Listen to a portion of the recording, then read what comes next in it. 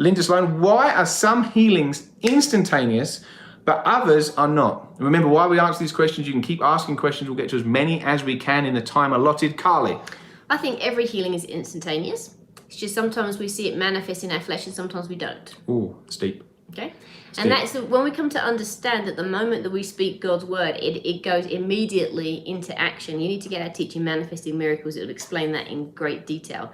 But as work, we have creative power. We were just talking about the let there be light. Right. God created the world with words, right? Yeah. And so words have a creative power. They can create and they can destroy. Life and death are in the power of the tongue. And when those words of faith are spoken out of our mouth, they go immediately into action. You can look at the story of the fig tree. Immediately that fig tree withered up from the roots. That's an example of the destructive power of somebody's words, of Jesus' words when he cursed the fig tree.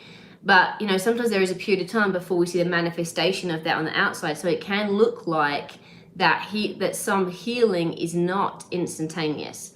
And in fact, if you look at the two different accounts of the fig tree, one in Matthew and one in Mark 11 and Matthew 24, I think it is. You'll see one says instantly, immediately, and the other one says the next day.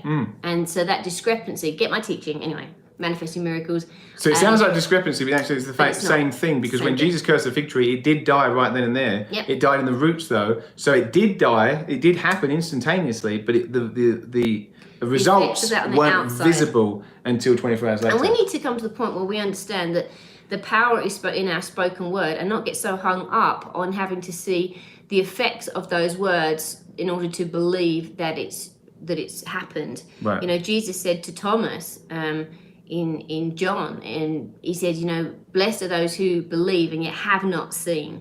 That's people that really understand how faith works. Because faith, we go by faith and not by sight. What people do oftentimes, though, is they get more hung up in their five senses, in what they can see with their physical eyes, that they aren't using their spiritual ability to see. Right. And so that's why sometimes it looks like healing isn't instantaneous, but I believe it is instantaneous every time. It's just dependent on our ability to see it by faith. That's good.